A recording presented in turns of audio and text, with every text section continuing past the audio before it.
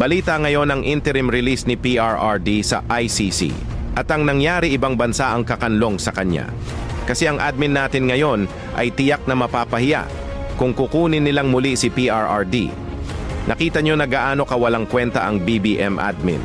Tangina yung dinanas nila noon sa mga Aquino ginawa din nila kay PRRD. Ngayon napagtanto ko na talaga.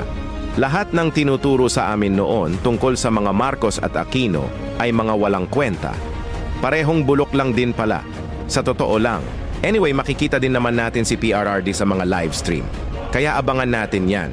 Sa nangyaring ito, nakapuntos naman tayo. At sa bansang kakanlong kay PRRD, alagaan nyo yan. Ibabalik pa namin yan sa national position.